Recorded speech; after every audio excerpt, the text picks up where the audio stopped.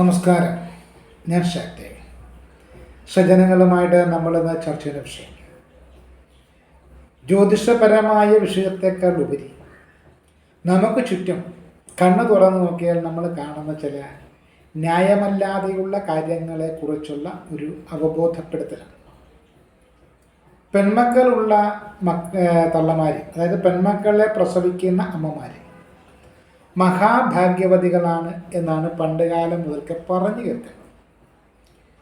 പക്ഷെ ആ പണ്ടുകാലം എന്ന് പറയുന്നത് കഴിഞ്ഞുപോയ കാലവും കലികാലത്തിൻ്റെ എല്ലാ ദുഷ്ടതകളും അനീതികളും അധർമ്മങ്ങളും കൊടികുത്തി വാഴുന്ന ഒരു കാലഘട്ടത്തിലേക്ക് കാലം പുരോഗമിച്ചു എന്ന പേരിൽ എത്തിക്കൊണ്ടിരിക്കുന്ന ഈ ഒരു സമയത്ത് പെൺമക്കളെ പ്രസവിച്ചിട്ടുള്ള അമ്മമാരെ സംബന്ധിച്ച് ഇന്ന് പല അമ്മമാരുടെയും നെഞ്ചിൽ തീയാണ്.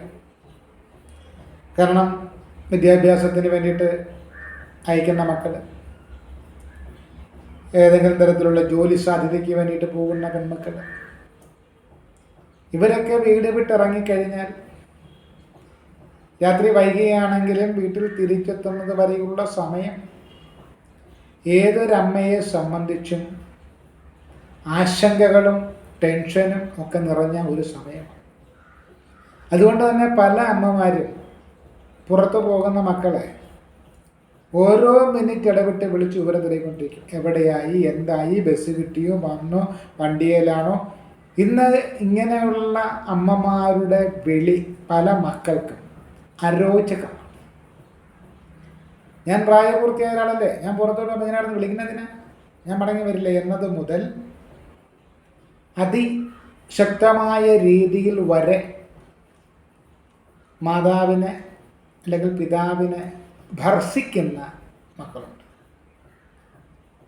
ഇതിൽ നിന്നൊക്കെ വ്യത്യസ്തമായിട്ട് അല്ലെങ്കിൽ ഈ ഒരു ഗ്രേഡ് തന്നെ പിടിച്ചുകൊണ്ട് പോയാൽ ഇന്നത്തെ കാലത്ത് 10, 18, 19, 20, 21 വയസ്സൊക്കെ ആകുമ്പോൾ തന്നെ സാധാരണഗതിയിൽ പെൺകുഞ്ഞുങ്ങൾ വിദ്യാഭ്യാസ പൂർത്തീകരണം കഴിഞ്ഞ് ഏതെങ്കിലും തരത്തിലേക്ക് ഒരു തൊഴിലിലേക്ക് പോകുന്നു, അല്ലെങ്കിൽ ഉപരിപഠനത്തിന് പോകും. ഉപരിപഠനത്തിന് പോയാലും വിദ്യാഭ്യാസത്തിന് പോയാലും തൊഴിലിന് പോയാലും ഏറെക്കുറെ നമ്മുടെ നാട്ടിലുള്ള ചെറുപ്പക്കാരായിട്ടുള്ള പെൺകുട്ടികളുടെ ഇടയിൽ ഒരു 40% പെൺകുട്ടികൾ ഈ പറയുന്ന വിഭാഗത്തിൽപ്പെടുന്നവരല്ലെങ്കിലും ഒരു 60% പെൺകുട്ടികൾക്ക് പ്രണയമുണ്ടാവാറുണ്ട്. കൗമാരകാലത്ത് കുട്ടികൾ പ്രണയിക്കുന്നൊന്നും വലിയ മഹാകാര്യമൊന്നുമില്ല. സാധാരണഗതിയിൽ പരസ്പരം ആകർഷണീയത തോന്നുന്ന ശരീരഘടനയും അടക്കം ഉള്ള ഒരു ഒരു ഒരു സാഹചര്യത്തിൽ പരസ്പര ആകർഷണീയതൊക്കെ തോന്നും, പ്രേമിക്കും. നീ ഇല്ലെങ്കിൽ എൻ്റെ ജന്മമില്ലെന്ന് ഒക്കെ തോന്നും. അങ്ങനെ ഒരുപാട് പ്രേമഗീതങ്ങളും പ്രേമസല്ലാപങ്ങളും ഒക്കെ നടത്തി പോകുന്ന ഒരു സാഹചര്യമുണ്ട്. അതിലൊന്നും ഒരു തെറ്റും പറയാൻ പറ്റില്ല, കാരണം അവരുടെ പ്രായമാണ്. പക്ഷേ ഇന്നത്തെ പ്രണയങ്ങൾക്ക് പഴയ കാലത്തെ അപേക്ഷിച്ച്, പണ്ട് കാലത്തെന്ന് പറയുന്നത് ഒരുത്തിയെ പ്രേമിച്ചാൽ അല്ലെങ്കിൽ ഒരുത്തിനെ പ്രേമിച്ചാൽ ആ പ്രണയത്തിന് ഒരു വിശുദ്ധിയും പരിശുദ്ധിയും നൈർമല്യവും നിഷ്കളങ്കത്വമൊക്കെ ഉണ്ടായിരുന്നു. കാരണം പണ്ട് കാലത്ത് പ്രേമിക്കുക എന്ന് പറയുന്നത് കാമിക്കാൻ വേണ്ടിയിട്ടുള്ള പ്രേമമല്ലായിരുന്നു. പ്രേമിച്ചാൽ വിവാഹം കഴിച്ച് കൂടെ ഉറപ്പിക്കുന്ന രീതിയിലേക്കാണ് പണ്ട് പ്രണയം പോയിരുന്നതെങ്കിൽ ഇന്നത്തെ പ്രണയങ്ങളിൽ ഒരു 90% വെറും ശാരീരിക ആകർഷണം മാത്രമായി അധപ്പതിച്ചിരിക്കുന്നു എന്നുള്ളത് ഒരു ഖേദകരമായ സംഗതിയാണ്. ഈ ശാരീരിക ആകർഷണത്തെ അല്ലെങ്കിൽ വെറും അന്ധമായിട്ടുള്ള കാമാസക്തിയെ ആത്മാർത്ഥത നിറഞ്ഞ പ്രണയമാണെന്ന് തെറ്റിദ്ധരിച്ചുകൊണ്ട് പല പെൺകുട്ടികളും എടുത്ത് വാനോളമുയർത്തി ശിരസിൽ വയ്ക്കാറുണ്ട്. അങ്ങനെ ഒരു പ്രണയത്തിൻ്റെ കിരീടം അവരുടെ ശിരസിലിരിക്കുന്നത് കൊണ്ട് തന്നെ ആ സമയം മാതാപിതാക്കൾ, അച്ഛനും അമ്മയോ ഒന്നും അവർക്ക് ഒന്നുമല്ല. പ്രണയത്തെ എതിർത്താൽ അച്ഛൻ വില്ലൻ, പ്രണയത്തെ എതിർത്താൽ അമ്മ വില്ലെത്തി. ഈ രീതിയിൽ കണക്ക് കൂട്ടുന്ന മക്കളും ഇന്നും ഒരുപാട് സ്ഥലത്തുണ്ട്. ഒരച്ഛനോ അമ്മയോ മക്കളുടെ പ്രണയത്തെ എന്തുകൊണ്ട് എതിർക്കുന്നു എന്ന് ഏതെങ്കിലും ഒരു മക്കൾ ഇന്ന് വരെ ചിന്തിച്ചിട്ടുണ്ടോ എന്ന് സംശയമാണ്. ഒരു മാതാപിതാക്കളും എൻ്റെ മകൾക്ക് ദോഷം വരണം, അല്ലെങ്കിൽ അവൾ ജീവിതത്തിൽ തെണ്ടി കുത്തുവാള എടുത്ത് നടക്കണം, പരാജയപ്പെടണം, അവൾ നശിച്ചു പോകണം എന്ന് ചിന്തിക്കുകയേയില്ല. മറിച്ച് ഏതൊരു മാതാപിതാക്കളും ചിന്തിക്കുന്നത് ഈ ലോകത്തിലേക്ക് വെച്ച് ഏറ്റവും ശ്രേഷ്ഠയായ ധനികയായ അറിവിൻ്റെ ഭണ്ഡാരമായ മാന്യമായിട്ട് ജീവിക്കുന്ന ഒരു മകളെന്ന് പറഞ്ഞാൽ എൻ്റെ മകളായിരിക്കണം. എൻ്റെ മകൾ വിവാഹം ചെയ്യുന്നത് രാജകുമാരനായിരിക്കണം. എൻ്റെ മകൾ താമസിക്കുന്നത് രാജകൊട്ടാരത്തിലായിരിക്കണം. എൻ്റെ മകൾ താമസിക്കുന്നത്, എൻ്റെ മകൾ വസിക്കുന്നത് അല്ലെങ്കിൽ യാത്ര ചെയ്യുന്നത് വില കൂടിയ ഈ വാഹനങ്ങൾ. അങ്ങനെ മകളുടെ ക്ഷേമം മാത്രം ലക്ഷ്യമിട്ടാണ് ഏതൊരു മാതാപിതാക്കളും മക്കളുടെ വിവാഹക്കാര്യത്തിൽ ഒരു നിലപാട് സ്വീകരിക്കുന്നത്. ഇപ്പോൾ പെൺകുട്ടി ഇപ്പം ഒരു പയ്യനെ കണ്ടു, അവൻ പറഞ്ഞ് അവനെക്കുറിച്ച് അറിഞ്ഞിട്ടുള്ള കാര്യങ്ങൾ മാത്രം പെൺകുട്ടി വിശ്വസിക്കുന്നു. അല്ലെങ്കിൽ അവൻ്റെ പ്രണയത്തിന് സഹായികളായിട്ട് വരുന്ന ആ പയ്യൻ്റെ സുഹൃത്തുക്കൾ പറഞ്ഞ് ഉള്ള അറിവ് മാത്രം വെച്ചുകൊണ്ട് പെൺകുട്ടി ആ പയ്യനെ പ്രണയിക്കുന്നു, അവനുമായിട്ട് ഒരുമിച്ച് ജീവിക്കുവാൻ തീരുമാനമെടുക്കും. എന്നാൽ പയ്യൻ ആരാണെന്ന് വെളിപ്പെടുത്തി കഴിയുമ്പോൾ മാതാപിതാക്കൾ, പെൺകുട്ടിയുടെ മാതാപിതാക്കൾ പയ്യനെക്കുറിച്ച് അന്വേഷിക്കുന്നു, പയ്യൻ്റെ തറവാടിനെക്കുറിച്ച് അന്വേഷിക്കുന്നു, പയ്യൻ്റെ വീട്ടുകാരെക്കുറിച്ച് അന്വേഷിക്കുന്നു, പയ്യൻ്റെ മറ്റ് ഭൗതിക സാഹചര്യങ്ങളെക്കുറിച്ച് അന്വേഷിക്കുന്നു. അത്തരം അന്വേഷണത്തിൽ ഭാവിയിൽ എൻ്റെ മകൾക്ക് ദോഷകരമായി വരാവുന്ന ഏതെങ്കിലും ഒരു ഘടകം അതിലുണ്ട് എന്ന് തിരിച്ചറിഞ്ഞാൽ, അങ്ങനെ തിരിച്ചറിയുന്ന മാതാപിതാക്കൾ ആ ബന്ധത്തെ എതിർക്കും. ഇത് പലപ്പോഴും പ്രണയപ്പനിയിൽ അകപ്പെട്ടിരിക്കുന്ന മക്കൾക്ക് മനസ്സിലാകാറില്ല. ചില ന്യൂ ജനറേഷൻ വിഭാഗത്തിൽപ്പെടുന്ന ചില പെൺകുട്ടികളെ അവരുടെ തള്ളമാരോടും തന്തമാരോടൊക്കെ ചോദിക്കാറുണ്ട്, ഇന്നത്തെ കാലത്ത് ജാതിയും മതമൊക്കെ വലിയൊരു കാര്യമാണ്. ഒരിക്കലുമല്ല.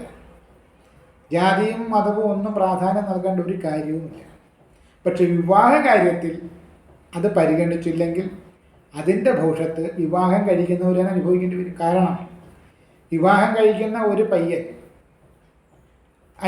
അല്ലെങ്കിൽ പെൺകുട്ടിയുടെ ജാതിയല്ല, മതമല്ല, മറ്റൊരു മതവിഭാഗത്തിലാണെന്ന് കരുതുക. അങ്ങനെയാണെങ്കിൽ പെൺകുട്ടി ഏത് ജാതിക്കാരത്തിയായാലും ഏത് മതക്കാരത്തിയായാലും പയ്യന് പ്രശ്നമില്ല. പയ്യൻ ഏത് ജാതിക്കാരനാണെങ്കിലും ഏത് മതക്കാരനാണെങ്കിലും പെൺകുട്ടിക്കും പ്രശ്നമില്ല. അതിന് നിയമപരമായിട്ടും ഒരു പ്രശ്നമില്ല. പക്ഷേ പെൺകുട്ടിയെ പയ്യൻ വിവാഹം കഴിച്ചു കഴിഞ്ഞാൽ പെൺകുട്ടി പോയി താമസിക്കേണ്ടത് പയ്യൻ്റെ ബന്ധുജനങ്ങളുമായിട്ട് സഹകരിച്ചാണ്. ആ ബന്ധുജനങ്ങൾക്ക് ജാതി ഉള്ളവരായിരിക്കും, ആ ബന്ധുജനങ്ങൾക്ക് മതമുള്ളവരായിരിക്കും, ആ ബന്ധുജനങ്ങൾക്ക് മതപരമായിട്ടുള്ള ആചാരാനുഷ്ഠാനങ്ങൾ അവരെല്ലാവരും കൂടെ ഒന്നിച്ചേർന്ന് നടത്തുന്ന വേദികളുണ്ടായിരിക്കും. അവിടെയൊക്കെ മതപരമായിട്ടുള്ളൊരു ചടങ്ങ് നടക്കുന്ന വേദിയിൽ ഇത് തിരിച്ചു വാങ്ങാം. പെൺകുട്ടിക്ക് അല്ലെങ്കിൽ പയ്യൻ്റെ വീട്ടുകാർക്ക് ജാതി പ്രശ്നമല്ല, അല്ലെങ്കിൽ പയ്യൻ്റെ വീട്ടുകാരെ സംബന്ധിച്ച് അവർക്ക് ജാതിയില്ല. പെണ്ണിൻ്റെ വീട്ടുകാരെ സംബന്ധിച്ച് അവർ വലിയ ജാതി മതചിന്തകളുള്ളവരാണ്. അവർക്കും മതപരമായിട്ടുള്ള ആചാരങ്ങളുമൊക്കെ ബന്ധപ്പെട്ട ആഘോഷങ്ങൾ സംഘടിപ്പിക്കപ്പെടാറുണ്ട്. അത്തരം സന്ദർഭങ്ങളിൽ ജാതിയില്ല എന്ന് പറഞ്ഞല്ല, മതമില്ല എന്ന് പറയുന്നത് അവർ ഒറ്റപ്പെട്ടു പോകും. ഇതൊക്കെ ഓരോരുത്തരുടെയും ജീവിതത്തിൽ നടന്നു മാറിയിട്ടുള്ള കാര്യങ്ങളാണ്. കാരണം ജാതിയെ മതത്തെ നമ്മളൊന്ന് പ്രോത്സാഹിപ്പിക്കുന്നത് വേറെ കാര്യം. ഇനി ജാതിയില്ല മതമില്ല എന്ന് പറഞ്ഞാണ് നമ്മൾ ഒരു നിലപാടെടുക്കുന്നെങ്കിൽ പിന്നെ നമുക്ക് ഒരിക്കലും നമ്മുടെ വീട്ടിലേക്കോ അല്ലെങ്കിൽ പയ്യൻ്റെ വീട്ടിലേക്കോ പെണ്ണിൻ്റെ വീട്ടിലേക്കോ തിരിച്ചൊരു പോക്ക് സാധ്യമല്ല. അങ്ങനെ വരുമ്പോൾ അവിടെ ഒരു പ്രശ്നമുണ്ട്. ഞാൻ ഇനി ഒരിക്കലും നിങ്ങളുടെ വീട്ടിലോ നിങ്ങളെ ബുദ്ധിമുട്ടിക്കത്തില്ല, ഞാനും എൻ്റെ ഭർത്താവും അല്ലെങ്കിൽ ഞാനും എൻ്റെ ഭാര്യയും പോലെ ദൂരെ പോയി എവിടെയെങ്കിലും താമസിക്കണം, നിങ്ങൾക്കൊരു ബുദ്ധിമുട്ടും വരത്തില്ല, ഞങ്ങളുടെ വഴിക്ക് വിട്ടേക്ക് എന്ന് പറയുന്ന മക്കളോട് ചോദിക്കാനുള്ളത്, നിങ്ങളെ ഇത്രയും കാലം കഷ്ടപ്പെട്ട് 10 മാസം ഗർഭം ചുമന്ന് കഷ്ടപ്പെട്ട് വളർത്തി പഠിപ്പിച്ചു വലുതാക്കി ഇവിടം വരെ ആക്കിയ മാതാപിതാക്കളോട് നിങ്ങൾക്ക് മാതാപിതാക്കളുടെ അവസാന കാലഘട്ടത്തിൽ യാതൊരുവിധ കടമകളുമില്ല എന്ന് പറഞ്ഞു പോകുന്നത് ഒരിക്കലും നീതിയല്ല. എന്തുകൊണ്ടെന്നാൽ ഇന്ന് നിൻ്റെ അമ്മ അല്ലെങ്കിൽ നിൻ്റെ അച്ഛനായിട്ടിരിക്കുന്ന ആ ആളുടെ മനോവധയെ ആ ഒരു സാഹചര്യത്തിലേക്ക് തന്നെയാണ് നീയും നടന്നു ചെല്ലുന്നത്. ഇന്നിപ്പോൾ ഞങ്ങളെപ്പോലുള്ള ജ്യോത്സ്യന്മാർ കൈകാര്യം ചെയ്യുന്ന വിഷയങ്ങൾ കൂടുതലും പെൺമക്കളുടെ പെരുമാറ്റത്തെക്കുറിച്ചുള്ള അമ്മമാരുടെ പരാതികളാണ്. ഒരു പ്രണയത്തിൽ അകപ്പെടുന്നതോടുകൂടെ മകളാകെ മാറി. മറ്റത് അമ്മയോടൊപ്പം രാത്രിയിലേക്ക് കിടന്നുറങ്ങി. അമ്മയെ അറിയാതെ ഒരു രഹസ്യവും ഇല്ലാതിരുന്ന മകൾ. അതായത് അവളുടെ ജീവിതത്തിലുള്ള അവളിടുന്ന അടിവസ്ത്രം വരെ അമ്മ തിരഞ്ഞെടുത്ത് കൊടുക്കുന്ന തരത്തിൽ അമ്മയോട് ചേർന്ന് ഇടപഴകുന്ന മകൾ കുറച്ചു കാലമായിട്ട് മുറിയടച്ചകത്തിരിക്കുന്നു. അമ്മയുമായിട്ട് വലിയ കണക്ഷനില്ല. എന്തുകൊണ്ട്? അമ്മ അന്വേഷിച്ചപ്പോൾ മനസ്സിലാവുക ഒരു പ്രണയമുണ്ട്. അതായത് സ്വന്തം ശരീരത്തിൽ ഒരു ജീവനെ ചുമന്ന് ആ ജീവനെ പ്രസവിച്ച് ആ ജീവനെ വളർത്തി വലുതാക്കിയിട്ടും സ്വന്തം മാറോടൊട്ടി കിടത്തി വളർത്തിക്കൊണ്ടുവന്ന അമ്മ ഒരു സുപ്രഭാതത്തിൽ ഒരു ജീവിത പങ്കാളിക്ക് തുല്യനായൊരു വ്യക്തി ആ മകളുടെ ജീവിതത്തിൽ വരുമ്പോൾ അമ്മ ഒരുപാട് ദൂരേക്ക് മനസ്സുകൊണ്ടും ശരീരം കൊണ്ടും അകന്നു പോകുന്ന ഒരു കാഴ്ച. അത് വളരെ വിചിത്രമാണ്. പല മക്കളും ലണ്ടനിലും അമേരിക്കയിലും ജപ്പാനിലും അവിടെ ഇവിടെയൊക്കെ ജോലി ചെയ്യുന്നുണ്ട്. അവരുടെയൊക്കെ ഉപജീവനത്തിൻ്റെ പ്രശ്നമാണത്. അവരെയൊക്കെ സംബന്ധിച്ച് നാട്ടിൽ വെറുതെ കറങ്ങിത്തിരിഞ്ഞ് നടക്കുന്നേക്കാൾ നല്ലത് എവിടെയെങ്കിലും പോയി ജോലി ചെയ്യണം. അങ്ങനെ ജോലി ചെയ്യുന്ന പല മക്കളുടെയും അമ്മമാരും അച്ഛന്മാരും ആരും നോക്കാൻ ആളില്ലാതെ, ചില ആളുകൾ അപൂർവം ഹോം നേഴ്സിനൊക്കെ ഏർപ്പെടുത്തി കൊടുക്കാറുണ്ട്. എന്നാൽ മറ്റു ചില വിഭാഗത്തിൽ ആരും നോക്കാൻ ആളുകളില്ലാതെ അനാഥ മന്ദിരങ്ങളിൽ തൊഴുകൈയോടുകൂടെ ഈശ്വരൻ്റെ ചിത്രത്തിലേക്ക് നോക്കി കരയുന്ന മുഖങ്ങളെയും നമുക്ക് കാണാം. അപ്പോൾ ജന്മം തന്നവർ, ചിലത് പറയാറുണ്ട്, ജന്മം തന്നതേ ഉള്ളവർ എന്നോടൊരു നീതിയും പുലർത്തിയിട്ടില്ല, എന്നെ സ്നേഹിച്ചിട്ടില്ല, എന്നെ നോക്കിയിട്ടില്ല, എന്നെ പരിഗണിച്ചിട്ടില്ല, എന്നെ വിശന്ന് ഭക്ഷണം തന്നിട്ടില്ല, വസ്ത്രം തന്നില്ല, ഇതിന് ഒരുപാട് കുറ്റങ്ങൾ അമ്മയുടെ അച്ഛൻ്റെയും പേര് പറയാറുണ്ട്. ഈ പറയുന്നവർ തന്നെ ഇതിനെ അവതരിപ്പിക്കുന്നത് അമ്മയും അച്ഛനും ചെയ്ത മഹാ അപരാധമായിട്ടാണ്. അങ്ങനെയുള്ളവരോട് നമുക്ക് പറയാനുണ്ട്, അച്ഛനും അമ്മയും ചെയ്തത് മഹാ അപരാധമാണെന്ന് എടുത്തുയർത്തി കാണിക്കുന്ന നിങ്ങൾ ആ അച്ഛനും അമ്മയോടും ഇപ്പോൾ ചെയ്യുന്നത് ന്യായമാണോ? ഇപ്പോൾ ഒരു പക്ഷേ പറഞ്ഞേക്കാം, ഞാൻ ഇങ്ങനെ ചെയ്യത്തുള്ളൂ, കാരണം ഇങ്ങനെ തിരിച്ചടിക്കാൻ വേണ്ടിയിട്ടുള്ള കാര്യങ്ങളെ അവരെന്നോട് ചെയ്തിട്ടുള്ളത്, അവരെന്നോട് ചെയ്തതിൻ്റെ തിരിച്ചടിയായിട്ട് ഇത് കണക്ക് കൂട്ടിയാൽ മതി. അതങ്ങനെ കരുതാം. പക്ഷെ അങ്ങനെ കരുതുമ്പോൾ അവരെ വിമർശിക്കുവാൻ നിങ്ങൾക്കൊരു അവകാശവുമില്ല. കാരണം അച്ഛനും അമ്മയുടെയും അറിവില്ലായ്മ കൊണ്ട് അവരൊരു പക്ഷേ ചില തെറ്റായ നിലപാടുകൾ എടുത്തിരിക്കാം. അല്ലെങ്കിൽ അമ്മയുടെ പ്രതികൂല സാഹചര്യങ്ങളിൽ അമ്മയ്ക്ക് അങ്ങനെ ചില നിലപാടുകൾ എടുക്കേണ്ടി വന്നേക്കാം. ആ നിലപാടിനെ ചോദ്യം ചെയ്തുകൊണ്ട് നമ്മൾ ചെയ്യേണ്ടുന്ന കടമകളിൽ നിന്നും നമ്മൾ ഓടി ഒളിക്കുന്നത് ഒരിക്കലും ആധ്യാത്മികപരമായിട്ട് നീതീകരിക്കാനാവുന്നതല്ല. ഇതിനൊക്കെ മറുപടി ഉണ്ടാകും. കാരണം പ്രകൃതിശക്തി എന്ന് പറയുന്നത് അമ്മയുടെ പക്ഷം ചേർന്ന് നിൽക്കേണ്ടതോ മകളുടെ പക്ഷം ചേർന്ന് നിൽക്കുന്നതല്ല, നിഷ്പക്ഷമായി ആരെന്താണോ വിതയ്ക്കുന്നത് അത് തന്നെ കൊയ്തെടുക്കുവാൻ പാകത്തിൽ പ്രകൃതിശക്തി കാലങ്ങളെ ഇണക്കിക്കൊണ്ടുവരും. ഒരു പ്രണയം വന്നു കഴിഞ്ഞാൽ, ഒരു കാമുകൻ വന്നു കഴിഞ്ഞാൽ അവനുമായിട്ട് ജീവിക്കണമെന്ന് ശഠിക്കുക, അവനെക്കുറിച്ച് അല്ലെങ്കിൽ ആ പയ്യനെക്കുറിച്ചോ അല്ലെങ്കിൽ ആ പെൺകുട്ടിയെക്കുറിച്ചോ മാതാപിതാക്കൾ അന്വേഷിക്കുമ്പോൾ അവരുടെ സ്വപ്നങ്ങൾക്കും സങ്കല്പങ്ങളും അനുസരിച്ചുള്ളൊരു ബന്ധമല്ല എന്ന് മനസ്സിലാക്കിക്കൊണ്ട് അവർ ഏതെങ്കിലും തരത്തിലുള്ള എതിർപ്പുകൾ പറഞ്ഞാൽ നിലവിലുള്ള നിയമങ്ങളെ എടുത്തുയർത്തി ചൂണ്ടിക്കാണിച്ചുകൊണ്ട് സ്വമേധയാ ഇറങ്ങിപ്പോയി വിവാഹം കഴിക്കുക. സ്വമേധയാ പോയി രജിസ്റ്റർ മാരേജ് കഴിക്കാനും തടസ്സമൊന്നുമില്ല. നിയമപരമായിട്ടോ ഭരണഘടനാപരമായിട്ടോ ഒരു തടസ്സവുമില്ല. പ്രായപൂർത്തിയായ ആർക്കും ജാതി മത വർഗ ലിംഗ ഭേദമന്യേ എപ്പോൾ വേണമെങ്കിലും രജിസ്റ്റർ മാരേജ് വിവാഹം കഴിക്കാം. അങ്ങനെ വിവാഹം കഴിച്ച് ഒരു കുടുംബമായിട്ട് പോകുന്നവർ 2-3 വർഷത്തിനുള്ളിൽ വിവാഹമോചനം നേടുന്നു.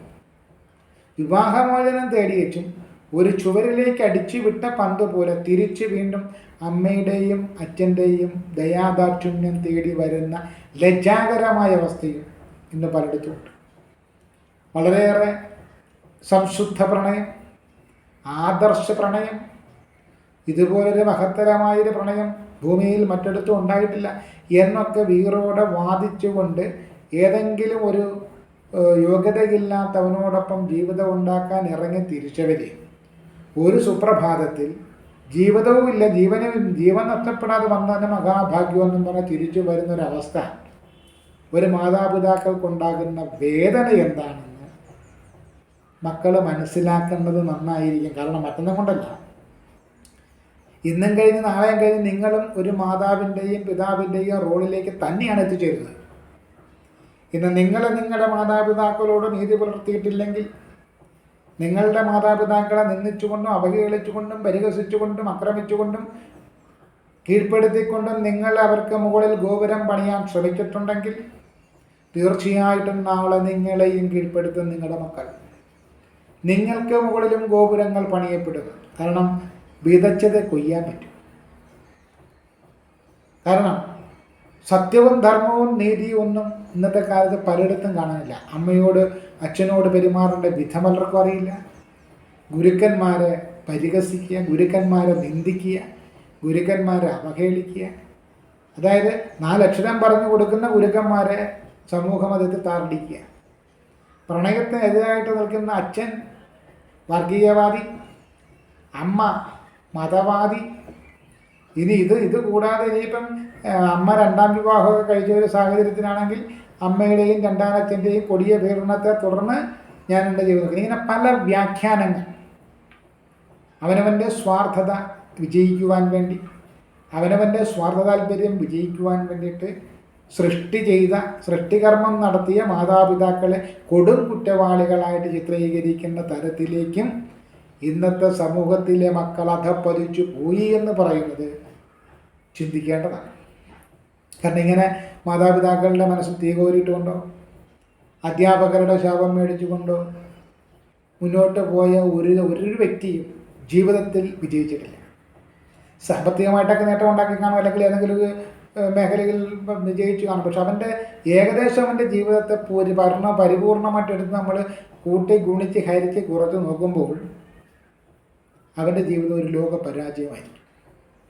കാരണം പ്രായപൂർത്തിയായ മകളെ എങ്ങനെയെങ്കിലും സുരക്ഷിതമായിട്ടുള്ള കൈകളിൽ ഏൽപ്പിക്കാൻ ശ്രമിക്കുന്ന ഒരുപാട് അച്ഛനമ്മമാർ അവരുടെ സ്വപ്നങ്ങളൊക്കെ ഒരു സുപ്രഭാതത്തിൽ ചവിട്ടി മെതിച്ചുകൊണ്ട് ഇഷ്ടപ്പെട്ടവനൊപ്പം ഇറങ്ങിപ്പോകുന്ന മകള്, അങ്ങനെയുള്ള ചില പ്രണയങ്ങൾ കാണുമ്പോൾ സത്യത്തിൽ കൈയടിച്ച് പ്രോത്സാഹിപ്പിക്കണം തോന്നാറുണ്ട്. കാരണം സംശുദ്ധമായി എടുക്കുന്ന ഒരു പ്രണയത്തിൻ്റെ തീരുമാനത്തിൽ ഉറച്ചു നിൽക്കുന്ന 2 ബിംബങ്ങൾ. പക്ഷെ 1-2 വർഷം കഴിയുമ്പം ആദർശവും ഇല്ല, പ്രണയവും ഇല്ല, ആത്മാർത്ഥതയില്ല, ഒന്നുമില്ലാതെ പോയതിനിൽ വേഗത്തിൽ തിരിച്ച് ഏതെങ്കിലും ഒരു ഷെൽട്ടറിൽ അഭയം തേടുന്നത് കാണുമ്പോൾ പുച്ഛം തോന്നാറുണ്ട്. കാരണം പ്രണയമെന്ന് പറയുന്ന വാക്കിനെ തന്നെ വികൃതമാക്കുന്ന, വൃത്തികേടാക്കുന്ന തരത്തിലേക്ക് കൗമാര മനസ്സുകൾ ചലിക്കുന്നു എന്ന് പറയുന്നതിൽ പ്രധാനപ്പെട്ട സ്വാധീനം മൊബൈൽ ഫോണുകൾ പോലെയുള്ള ഇൻ്റർനെറ്റ് സംവിധാനമാണ്. ഇൻ്റർനെറ്റ് സംവിധാനങ്ങൾ കണ്ടുപിടിച്ചിട്ടുള്ളത് ഒരിക്കലും ഇത്തരത്തിലുള്ള അപകടങ്ങൾ വരുമെന്ന് വിചാരിക്കില്ല, നല്ല കാര്യത്തിന് വേണ്ടിയാണ്. പക്ഷേ ഏതൊരു നല്ല കാര്യവും നമ്മുടെ നാട്ടിൽ വരുമ്പോൾ എത്രത്തോളം ദുരുപയോഗം ചെയ്യുമോ അത്രത്തോളം ദുരുപയോഗം ചെയ്യുമെന്ന് പറയുന്ന കണക്ക് പണ്ടത്തെ കാലത്ത് ഇന്നത്തെ ന്യൂ ജനറേഷൻ പിള്ളേരുടെ ഭാഷയിൽ പറഞ്ഞാൽ പ്രേംനസീറിൻ്റെയും ജയൻ്റെയും ശങ്കറിൻ്റെയും ശങ്കരാടിയുടെയൊക്കെ കാലഘട്ടത്തിൽ പ്രണയമെന്ന് പറഞ്ഞാൽ അത് ഒളിപ്പിച്ചു വെച്ചിരിക്കുന്ന ഒരു ആഗ്രഹമായിരുന്നു. അല്ലെങ്കിൽ അത് പുറത്ത് എടുത്താൽ തന്നെ അതിനൊരു പരിമിതി ഉണ്ടായിരുന്നു. ഇന്നത്തെ കാലത്ത് ആർക്കും ആരും ഒന്നും ഒളിച്ചു വെക്കേണ്ട കാര്യമില്ല, എല്ലാം ഓപ്പൺ മൈൻഡാണ്. ആ ഓപ്പൺ മൈൻഡിൽ പ്രസവിച്ചു വളർത്തിയ സ്വന്തം അമ്മയെയും അച്ഛനെയും കൂടി ഉൾപ്പെടുത്തുകയും തങ്ങളുടെ ലക്ഷ്യപൂർത്തീകരണത്തിന് അവർ തടസ്സവാദം പറയുന്നു എന്ന് പറയുമ്പോൾ അവരെ കൊടും ഭീകരരായി ചിത്രീകരിക്കുകയും ചെയ്യുന്ന തരത്തിലേക്കുള്ള ഒരു മാനസിക നില അപകടം പിടിച്ചതാണ്.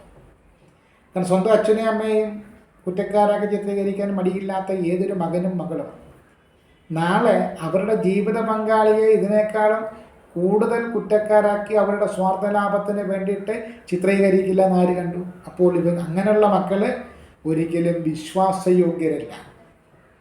പിന്നെ നമ്മൾ ശ്രദ്ധിക്കേണ്ടത് ഏതൊരച്ഛനും അമ്മയും മക്കളെക്കുറിച്ച് കൂടുതലായിട്ട് വേവലാതിപ്പെടുന്നത് അവരുടെ ഭാവി സുരക്ഷിതമായിരിക്കണം.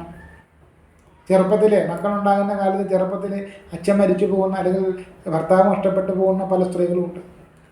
അവരൊക്കെ ഏതൊക്കെ തരത്തിലാണ് അവരുടെ മക്കളെ വളർത്തിയെടുത്ത് ഈ ഒരു കരയ്ക്ക് എത്തിച്ചിരിക്കുന്ന അവർക്ക് മാത്രമേ അറിയത്തുള്ളൂ. അത്തരത്തിലുള്ള സ്ത്രീകളുടെ മക്കളും ഏതെങ്കിലും പ്രണയം വിഷയങ്ങളും കാമാസക്തി കൊണ്ടുള്ള പ്രണയങ്ങളൊക്കെ വന്നു കഴിയുമ്പോൾ അത് വിജയിക്കാൻ വേണ്ടിയിട്ട് അമ്മയെ അല്ലെങ്കിൽ മാതാവിനെ ചോദ്യം ചെയ്യണം. നീ പതിവ്രതയായിരുന്നോ? എൻ്റെ അച്ഛൻ മരിച്ചതിന് ശേഷം നീ എന്തുകൊണ്ട് മറ്റൊരാളെ സ്നേഹിച്ചു മറ്റൊരാളെ പറയുമ്പോൾ ഏത് അമ്മയെ ചോദ്യം ചെയ്യുന്ന തരത്തിലേക്ക് വളരുന്നു. ചോദ്യം ചെയ്യുന്നതിലൊന്നും ഒരു തെറ്റുമില്ല. ചോദ്യം ചെയ്യാൻ ഒരുങ്ങുമ്പോൾ അത് ചെയ്യാനുള്ള യോഗ്യത എനിക്കെന്താണെന്ന് കൂടെ ചിന്തിക്കുന്നതായിരിക്കും. അതല്ലെങ്കിൽ ആ ചോദ്യം ചെയ്യപ്പെടുന്ന ആൾ അല്ലെങ്കിൽ ചോദ്യം ചെയ്യുന്ന ആൾ പരിഹാസ കഥാപാത്രമായിട്ട് പിൽക്കാലത്ത് മാറും. ഇത്തരത്തിൽ മാതാപിതാക്കളുടെ മനസ്സിലേക്ക് തീ കോരിയിട്ടുകൊണ്ട് ഏതൊരു മക്കൾ എന്തിനു പോയാലും അത് പരിപൂർണമായി വിജയിച്ച ചരിത്രമാണ്. 100-ൽ 5-ഓ 6-ഓ മാത്രമേ കാണത്തുള്ളൂ. അതിന് മറ്റ് പല ഘടകങ്ങളും കാണും. മാതാപിതാക്കൾ 10, 18, 10, 20 വയസ്സ് വരെ വളർത്തിയെടുത്ത മാതാപിതാക്കൾ ഒരു സുപ്രഭാതത്തിൽ വില്ലനും വില്ലത്തിയുമായിട്ട് മാറുമ്പോൾ 20 വർഷം ചോറ് തന്ന കൈയോട് നിങ്ങൾ കാണിക്കാത്ത കൂറ് 2 ദിവസം നിങ്ങളുടെ കൂടെ പ്രണയം നടിച്ച് നടന്നവനോട് കാണിക്കുമെന്ന് ഏതെങ്കിലും ഒരുത്തൻ തെറ്റിദ്ധരിക്കുന്നെങ്കിൽ അത് അവൻ്റെ ബുദ്ധിയില്ലായ്മയാണെന്ന് പറയാൻ പറ്റും. മാതാപിതാക്കളെ നിന്ദിച്ചുകൊണ്ട് മുന്നോട്ട് പോകുന്ന ഒരു മക്കൾക്കും ഉന്നത വിജയങ്ങൾ കീഴടക്കാൻ കഴിഞ്ഞിട്ടുണ്ടോ എന്നുള്ള ചരിത്രം പരിശോധിച്ചാൽ അറിയാം. കാരണം സ്വന്തം ഉദരത്തിൽ 10 മാസം ചുമന്ന് സ്വന്തം രക്തം തന്നെ അമ്മിഞ്ഞാപ്പാലായിട്ടൂട്ടി ഒരു കുട്ടിയെ കൈ വളരുന്നോ കാല് വളരുന്നോ എന്ന് നോക്കി കൊണ്ടു നടന്ന് അവരുടെ പല സുഖഭോഗങ്ങളും അവരുടെ പല താല്പര്യങ്ങളും ഈ മകനോ മകൾക്കോ വേണ്ടി ഉപേക്ഷിച്ച് മകളാണ് എൻ്റെ എല്ലാം, സർവം എൻ്റെതും എൻ്റെ സർവ്വം മകളാണെന്നുള്ള ഒരു ചിന്തയിലേക്ക് ജീവിച്ച് പോന്നിരുന്ന ചില മാതാപിതാക്കൾ അവസാന നിമിഷം ഏതെങ്കിലും ഒരുത്തനുമായിട്ട് പ്രണയം വന്നു എന്ന് പറഞ്ഞു കഴിഞ്ഞാൽ മകളുടെ ഭാവമാറ്റം കണ്ട് എത്രയോ ദേവചിത്രങ്ങളുടെ മുമ്പിൽ പൊട്ടിക്കരയുന്നു എന്ന് മക്കൾ ശ്രദ്ധിച്ചാൽ മനസ്സിലാക്കും. നിങ്ങൾ ശ്രദ്ധിച്ചാൽ മനസ്സിലാക്കും. നിങ്ങളെക്കുറിച്ചുള്ള പരാതി, നിങ്ങളെക്കുറിച്ചുള്ള പരിഭവം, നിങ്ങളെക്കുറിച്ചുള്ള നിലപാടുകളിൽ അവ്യക്തതയുള്ള പല അമ്മമാരും പല അച്ഛന്മാരും ഏതെല്ലാം ദേവാലയങ്ങളിൽ പോയി അവരുടെ കണ്ണുനീര് വീഴ്ത്തുന്നു എന്ന് ശ്രദ്ധിച്ചാൽ മനസ്സിലാകും. അവിടെ നിന്നൊക്കെ ചോദ്യം വരും. എന്നെ ചോദിക്കാനത് ചോദിക്കുന്നുണ്ടാവും. ചോദിക്കുമ്പം കണ്ടാൽ മതി. ഇപ്പം അമ്മയും അച്ഛനും ചെന്ന് ഇന്നൊരു പരാതി പറഞ്ഞാൽ നാളെ രാവിലെ ദേവൻ തമ്പുരാനെ വിളിച്ച് ചോദിക്കുന്നില്ല. പിന്നെ ഒരമ്മയും അച്ഛനും ഒരു ദേവാലയത്തിലും ചെന്ന് പ്രാർത്ഥിച്ച് എൻ്റെ മകൾ നശിച്ചു പോകണം. ഇനിയിപ്പം അമ്മയെ ചിലപ്പോൾ 2 അടി കൊടുത്ത മകളെക്കുറിച്ചാണെങ്കിലും അല്ലെങ്കിൽ അച്ഛനെ 2 അടി കൊടുത്ത മകനെക്കുറിച്ചാണെങ്കിലും ഒരച്ഛനും ഒരമ്മയും ഒരു ദേവാലയത്തിലും ചെന്ന് എൻ്റെ മകൻ അല്ലെങ്കിൽ എൻ്റെ മകൾ നശിച്ചു പോകണമെന്ന് പ്രാർത്ഥിക്കില്ല. കാരണം അവർക്ക് പ്രാർത്ഥിക്കാൻ പറ്റില്ല. അതാണ് മാതൃത്വം അല്ലെങ്കിൽ ആ പിതാവിൻ്റെ സ്നേഹം. പുറമെ എൻ്റെ അച്ഛനും എൻ്റെ അമ്മേനോട് പുറമെ സ്നേഹം കാണിക്കാറില്ല. സ്നേഹം കാണിക്കുന്നോ ഇല്ലെന്നുള്ളത് രണ്ടാമത്തെ ഘടകം.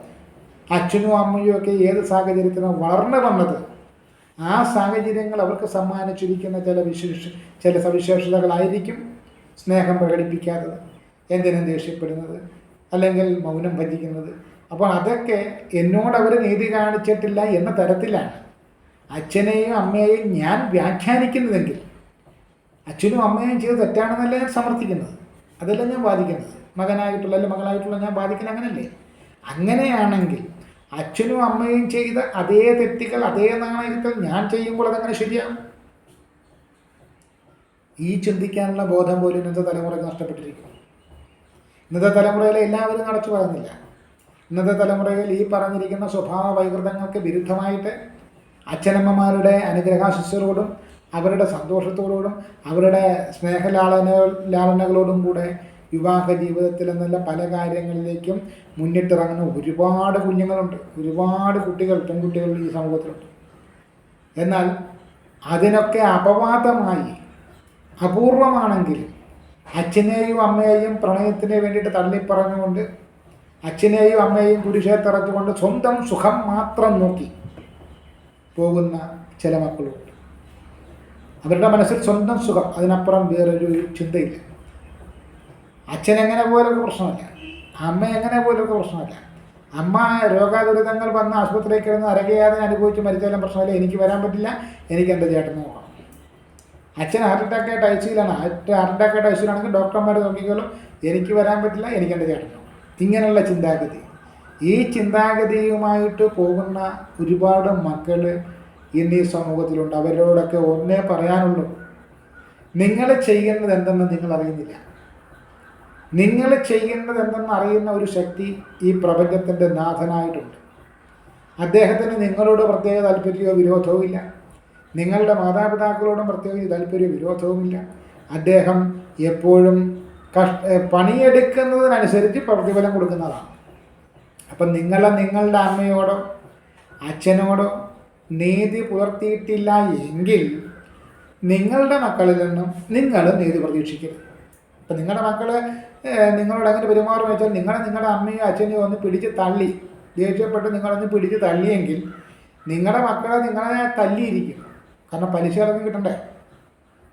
പലിശ അടക്കം കിട്ടും. നമ്മൾ ചരിത്രം, വർഷങ്ങൾക്ക് മുമ്പുള്ള ചരിത്രം ഒരിടത്ത് പരിശോധിച്ചാലും കാലം മാറി, ന്യൂ ജനറേഷനായി, കലിയുഗമായി, 2025 ഇപ്പോൾ 26 പോകുന്നു. ഇതൊന്നും ബാധകമല്ല. എങ്ങനെയൊക്കെ മാറിയാലും സൂര്യൻ ഉദിക്കുന്ന ദിക്ക് കിഴക്കെന്നും സൂര്യൻ അസ്തമിക്കുന്ന ദിക്ക് പടിഞ്ഞാറെന്നുമാണ് പണ്ട് മുതൽ ഇപ്പോഴും പറയുന്നത്. നമുക്കെന്തിനും ഒരു ന്യായീകരണമുണ്ട്. കാലം മാറി, പണ്ടത്തെ കാലമല്ല. പണ്ടത്തെ കാലം എന്ന് പറയുമ്പോഴത്തേക്കും നമ്മൾ മെഡിക്കൽ റിപ്പോർട്ടുകൾ എടുത്ത് നോക്കിയാൽ പ്രേം നസീറിൻ്റെയോ അല്ലെങ്കിൽ അതുപോലുള്ള ഒരു മുമ്മറിൻ്റെയോ ശങ്കരാടിയുടെയോ ജയൻ്റെയൊക്കെ ഒരു കാലഘട്ടം, പ്രത്യേകിച്ച് 60, 70, 80 കാലഘട്ടത്തിൽ നമ്മൾ ഗർഭചിത്രം കേരളത്തിൽ വളരെ കുറവായിരുന്നു. നമ്മളെടുത്ത് നോക്കിയാലോ ഞാൻ. അതുപോലെ തന്നെ മെഡിക്കൽ സ്റ്റോറുകളിൽ നിന്ന് ഗർഭനിരോധന വസ്തുക്കൾ വാങ്ങുന്നത് തുച്ഛമായിരുന്നു. ഇന്നത്തെ സാഹചര്യം അതാണെന്നുള്ളത് നമ്മൾ അന്വേഷിച്ചാൽ അറിയാം. കാരണം ആ ഒരു വ്യത്യാസം വന്നിരിക്കുന്നു. നമ്മൾ പത്രത്തിൽ കാണുന്നതാണ്, 14 വയസ്സുള്ള പെൺകുട്ടി ഗർഭിണിയായി, 12 വയസ്സുള്ള പെൺകുട്ടി ഗർഭിണിയായി. പണ്ടത്തെ കാലത്ത് ഇത്തരത്തിലുള്ള സംഭവങ്ങൾ ഇല്ലാന്നൊന്നും പറയുന്നില്ല. ഉണ്ടെങ്കിൽ തന്നെ വർഷത്തിലോ ആണ്ടിലോ കൂപ്പിലോ എവിടെയെങ്കിലും എങ്ങനെയെങ്കിലും ഒരെണ്ണം കേട്ടില്ലെങ്കിൽ. അന്നത്തെ കാലത്ത് 16, 17 വയസ്സുള്ളപ്പം വിവാഹം കഴിക്കാറുണ്ടെന്നുള്ളതും വേറൊരു വസ്തുത. പക്ഷെ പണ്ടത്തെ കാലത്ത് ഇത്രയേറെ വിവരസാങ്കേതിക വിദ്യയുടെ വളർച്ചയൊന്നുമില്ല, അല്ലെങ്കിൽ ഇത്രയേറെ ലോകപരിചയമൊന്നും ഇല്ലാത്തൊരു കാലഘട്ടമാണെങ്കിലും മാതാപിതാക്കളെയും ഗുരുക്കന്മാരെയും ബഹുമാനിക്കുന്ന ഒരു സംസ്കാരം പണ്ടുണ്ടായിരുന്നു. അതുകൊണ്ട് തന്നെ ജീവിതത്തിൽ പരാജയങ്ങൾ നേരിട്ടവരുടെ എണ്ണവും തുച്ഛമായി. ഇന്നത്തെ കാലഘട്ടം മാറി. കാലഘട്ടത്തിനനുസരിച്ച് കാലം മാറുന്നതനുസരിച്ച് കോലം മാറണമെന്ന് പറയുമ്പോൾ പലരും കോലം മാറുന്നത് കൊണ്ടാണ് അമ്മയ്ക്ക് വിലയില്ല, 10 മാസം ചുമന്ന് പ്രസവിച്ച അമ്മയ്ക്ക് വിലയില്ല. അങ്ങനെ ചുമന്നിട്ടുണ്ടെങ്കിൽ അത് നിങ്ങളുടെ കടമയാണ്. ഞാൻ പറഞ്ഞിട്ടില്ലല്ലോ എന്നെ സൃഷ്ടിച്ചത്, നിങ്ങളങ്ങ് സൃഷ്ടിച്ചതല്ലേ. അപ്പോൾ ആ ഭാരം നിങ്ങൾ വഹിക്കണം. അതൊരു വലിയ ത്യാഗമായിട്ട് എൻ്റെ മുമ്പിൽ അവതരിപ്പിക്കേണ്ട കാര്യമല്ല. ഇങ്ങനെയും ചില മക്കൾ പറഞ്ഞിട്ടുണ്ട്. പിതാക്കന്മാരോട് അല്ലെങ്കിൽ തന്തമാരോട് പറയാറുണ്ട്, എന്നെ സൃഷ്ടിക്കാൻ ഞാൻ തന്നോട് ആവശ്യപ്പെട്ടോ? ഇല്ലല്ലോ. പിന്നെ സൃഷ്ടിച്ചാൽ അതിനെ കയ്യും കാലും ആകുന്നത് വരെ വളർത്തേണ്ടത് തൻ്റെ കടമയാണ്. അത് വലിയ മഹാത്യാഗമായിട്ടൊന്നും പറയണ്ട. ഇങ്ങനെയും വിമർശിക്കുന്ന ചില പെൺമക്കളെ കുറിച്ച് കേട്ടിട്ടുണ്ട്. ഇതൊക്കെ അവരവരുടെ ന്യായീകരണങ്ങളാണെന്നുള്ളത് കേൾക്കുന്നവർക്കും അറിയാം, പറയുന്നവർക്കും അറിയാം. ആ ന്യായീകരണങ്ങൾക്കപ്പുറമാണ് വാസ്തവം. ഇതിനെ ആധ്യാത്മിക തലത്തിൽ നമ്മളിതിനെ വിലയിരുത്തിയാൽ മാതാപിതാക്കളെ ബഹുമാനിക്കാത്തവർ, മാതാപിതാക്കളെ വേദനിപ്പിക്കുന്നവർ എത്ര കൊമ്പത്താൾ എത്തിയാലും, എത്ര വലിയ കൊമ്പത്തെത്തിയാലും ആ കൊമ്പ് അവർക്ക് സുരക്ഷിതമല്ല. കാരണം മാതാപിതാക്കളുടെയോ ഗുരുജനങ്ങളുടെയോ ശാപം മേടിക്കുന്നവർ തീർച്ചയായിട്ടും ഒരിക്കൽ നിലം പതിച്ചിരിക്കും. അവരുടെ വീഴ്ച എന്ന് പറയുന്നത് വളരെ ഉയരത്തിൽ നിന്നുള്ള വീഴ്ചയായതുകൊണ്ട് തന്നെ ആ വീഴ്ചയിൽ അവർക്ക് കരകയറുക എന്ന് പറയുന്നത് ഈ ജന്മത്തിൽ സാധിക്കുന്നതായിരിക്കില്ല. കാരണം ആ വീഴ്ചയുടെ ആഘാതം അവരുടെ മരണം വരെ പിന്തുടർന്നുകൊണ്ടേയിരിക്കും. ഇനി ഈ പറഞ്ഞിരിക്കുന്ന ശൈലിക്ക് വിരുദ്ധമായിട്ട് മാതാപിതാക്കളെ സന്തോഷിപ്പിച്ച്, മാതാപിതാക്കളെ അവരുടെ തീരുമാനങ്ങൾക്കൊപ്പം നിന്നുകൊണ്ട് മാതാപിതാക്കളുടെ അനുഗ്രഹാശിസ്സുകൾ വാങ്ങിച്ചു പോകുന്ന ഒരുപാട് മക്കളുണ്ട്. അവരുടെയൊക്കെ ഭാവികാല ജീവിതത്തിൽ ഉണ്ടാകുന്ന നന്മകളെക്കുറിച്ച് നമ്മൾ മനസ്സിലാക്കുമ്പോൾ അറിയാം അവരുടെ ആ ഒരു ഈശ്വരാധീനം. മാതാപിതാക്കൾ തീരുമാനിച്ചുറപ്പിക്കുന്ന ചില കല്യാണങ്ങൾ, ചില വിവാഹങ്ങൾ ഡിവോഴ്സ് ആകുന്നില്ലെന്നൊരു ചോദ്യം വരാം. തീർച്ചയായിട്ടും ഉണ്ട്, ഇല്ലെന്ന് പറയുന്നില്ല. അത്തരം ഡിവോഴ്സ് വരുമ്പോൾ അവിടെ ആ ഡിവോഴ്സാകുന്ന മകനെയോ മകളെയോ സഹായിക്കുവാൻ, അവനോടൊപ്പം നിൽക്കുവാൻ മാതാപിതാക്കളും കുടുംബക്കാരും ഉണ്ടാകുമെന്ന് പറയുന്നതിന് അവനെ സംബന്ധിച്ചൊരു വലിയ ആശ്വാസമാണ്. ഇനി അതല്ല, തൻ്റെ ഇഷ്ടപ്രകാരം ഇറങ്ങി പോകുന്ന മകനാണെങ്കിൽ, രജിസ്റ്റർ മാരേജ് വിവാഹം കഴിച്ച് പോകുന്ന മകനാണെങ്കിൽ, അവളുടെ ഡിവോഴ്സ് ആകുമ്പോൾ അവളുടെ ഒപ്പം ഈ പറയുന്ന ബന്ധുക്കൾ ആരും ഉണ്ടാകാനിടയില്ല. ഇനി അഥവാ ഉണ്ടാകണമെങ്കിൽ അവൾ ഓരോരോ ബന്ധുജനങ്ങളുടെയും വീട്ടിൽ അല്ലെങ്കിൽ സ്വന്തം മാതാവിൻ്റെയും വീട്ടിൽ വന്ന് കരഞ്ഞ് യാചിച്ച് നിലവിളിച്ച് സഹായം അഭ്യർത്ഥിക്കണം. അഭ്യർത്ഥിച്ചാൽ പോലും ബന്ധുജനങ്ങളെല്ലാം സഹകരിക്കണമെന്നില്ല. മാതാപിതാക്കൾ പിന്നെ പറ്റിപ്പോയെന്ന് വിചാരിച്ച് വന്നതല്ലെന്ന് ചെവി ചിലപ്പോൾ ചുമന്നു വരാം. പക്ഷേ തീരുമാനിച്ചുറപ്പിക്കുന്ന വിവാഹത്തിലൂടെ ഇപ്പം നിങ്ങളൊരു പ്രണയത്തിലകപ്പെടുന്നു, ആ പ്രണയത്തിലകപ്പെടുന്ന നിങ്ങൾ ആ പ്രണയ വിഷയങ്ങൾ വീട്ടുകാരെ ധരിപ്പിച്ച് അവർ അന്വേഷിക്കുന്ന അന്വേഷണ റിപ്പോർട്ടുകളോടെ പരിഗണിച്ചിട്ട് വേണം ഒരു തീരുമാനമെടുക്കാൻ. അങ്ങനെ ആകുമ്പോൾ ഈ വിവാഹബന്ധം സംബന്ധിച്ച് ഭാവിയിൽ എന്തെങ്കിലും ഒരു പ്രശ്നം വന്നാൽ, എന്തെങ്കിലും ഒരു വിഷയം വന്നാൽ അത് പങ്കിടാൻ നിങ്ങളുടെ വീട്ടുകാരുണ്ടാകും, നിങ്ങളോടൊപ്പം ഉണ്ടാവും. ഇനി അതല്ല, വീട്ടുകാരെ ധിക്കരിച്ചുകൊണ്ട് നിങ്ങളൊരു തീരുമാനം എടുത്ത് പോകുന്നു, അങ്ങനെ പോയാൽ ഭാവിയിൽ അത് ഡിവോഴ്സ് ആകുന്നു എന്ന് വിചാരിക്കുക. അല്ലെങ്കിൽ വിധിയുടെ എന്തെങ്കിലും ഒരു ബുദ്ധിമുട്ട് കൊണ്ട് ജീവിത പങ്കാളിക്ക് നാശം സംഭവിക്കുന്നു. അങ്ങനെ വരുമ്പോഴും നിങ്ങൾ ഒറ്റപ്പെട്ടു പോകും. നിങ്ങൾക്കൊരു നല്ല വാക്ക് പോലും പറഞ്ഞ് ആശ്വസിപ്പിക്കാൻ ചുറ്റും ആരും കാണില്ല. ആ ഒരവസ്ഥയിലേക്ക് നമ്മൾ സ്വയം എത്തണോ വേണ്ടയോ എന്ന് ആലോചിച്ചുകൊണ്ടും തീരുമാനിച്ചുകൊണ്ടും വേണം മുന്നോട്ട് പോകാൻ. ഏത് മഹാരാജാവിനെ പ്രണയിച്ചാലും സ്വന്തം മാതാപിതാക്കളെ കണ്ണീരിലാഴ്ത്തിക്കൊണ്ടാണ് ആ സുഖഭോഗങ്ങളിലേക്ക് നീ നടന്നു നീങ്ങുന്നതെങ്കിൽ തീർച്ചയായിട്ടും നിനക്ക് പിന്നാലെ വിധിയെന്ന് പറയുന്ന ഒരു കൈ ഉണ്ടെന്ന് കണക്ക് കൂട്ടിക്കൊള്ളു. കാരണം എവിടെയെങ്കിലും വെച്ച് നിനക്ക് മാതാപിതാക്കളെ വേദനിപ്പിച്ചതിനുള്ള ശിക്ഷ തന്നിരിക്കും എന്ന് മനസ്സിൽ വെച്ചുകൊണ്ട് തന്നെ ഏതൊരു ഈശ്വരവിശ്വാസിയും മുന്നോട്ട് പോകും. ഈശ്വരൻ വിശ്വസിക്കുന്നുണ്ടെങ്കിൽ ധർമ്മം, നീതി, ന്യായം ഇതെല്ലാം ഉണ്ട്. യുദ്ധനീതി എന്ന് പോലും വേദങ്ങളിൽ പറയുന്നുണ്ട്. യുദ്ധം ചെയ്യുന്നവൻ നീതി നോക്കൂ. യുദ്ധം ചെയ്യുന്നവനെ സംബന്ധിച്ച് എങ്ങനെയെങ്കിലും എതിർപക്ഷത്തേക്ക് ശത്രുവിനെ തീർത്തിട്ട് അവന് വിജയിച്ചാൽ പോരെ. പക്ഷെ അങ്ങനെ ചെയ്യാൻ പറ്റില്ല. അവിടെയും വേദങ്ങളിലും പുരാണങ്ങളിലും പറയുന്നതിൽ പ്രധാനപ്പെട്ട കാര്യമാണ് യുദ്ധനീതി. യുദ്ധത്തിന് ഒരു നീതിയുണ്ട്. ആയുധമില്ലാതെ നിൽക്കുന്ന ശത്രുവിനെതിരെ യുദ്ധം ചെയ്യാൻ പാടില്ല. അങ്ങനെയുള്ള യുദ്ധനീതി ലംഘിച്ച ചരിത്രങ്ങളും അതിനെ സംബന്ധിച്ച് അതിനെ തുടർന്ന് ആ യുദ്ധനീതി ലംഘിച്ചു വന്നിട്ടുള്ള ആളുകൾ അനുഭവിക്കേണ്ടി വന്നിട്ടുള്ള ദുരിതങ്ങളുമൊക്കെ പുരാണങ്ങളിൽ വ്യക്തമായിട്ട് വരച്ചിട്ടുണ്ട്. അപ്പം നമുക്ക് മുമ്പിലൊരു നീതിബോധമുണ്ട്. നമ്മുടെ മനസാക്ഷിയെ കൂടെ വഞ്ചിച്ചുകൊണ്ട് നമുക്ക് കാണുന്ന നമുക്ക് ഇഷ്ടമുള്ള അല്ലെങ്കിൽ നമ്മുടെ സ്വാർത്ഥത നേടാൻ വേണ്ടിയിട്ട് നമുക്ക് ചുറ്റും നിന്നവരെ, ഇന്നലെ വരെ നമുക്ക് അന്നം വാരി തന്ന കൈയുള്ളവരെല്ലാം കയ്യിനെ തട്ടി മാറ്റിക്കൊണ്ട് നമ്മൾ അഹങ്കാരത്തിൻ്റെ മൂർത്തിമത് ഭാവമായിട്ട് പോകുന്നത് ഒരിക്കലും നന്നല്ല. അഹങ്കാരം ഒരിക്കലും അലങ്കാരമായി മാറുകയില്ല. പണ്ടുള്ളവർ പറഞ്ഞത് താണ നിലത്തെ നീരോടു അവിടെ ദൈവം തുണതാണ്. കാരണം എന്താ പറയുക, താഴ്ചയിലേക്കായിരിക്കും ഉയരങ്ങളിൽ നിന്നും ജലം ഒഴുകുക. ഒരിക്കലും താഴ്ചയിൽ നിന്നും ഉയരങ്ങളിലേക്ക് ജലം ഒഴുകില്ല. അപ്പോൾ വിനയവും വിവേകവും ബുദ്ധിസാമർഥ്യവും ഈശ്വരഭക്തിയും ഈശ്വരഭയവും ഉള്ള മനസ്സുകൾക്കൊന്നും ഒരിക്കലും അച്ഛനും അമ്മയെയും വേദനിപ്പിച്ചുകൊണ്ട് തീരുമാനം എടുക്കാൻ പറ്റില്ല. എന്തെന്ന് കനകം കൊണ്ട് അഭിഷേകം നടത്തുമെന്ന് പറഞ്ഞാലും എൻ്റെ അമ്മയാണ് എൻ്റെ അല്ല, എൻ്റെ അച്ഛനാണല്ല.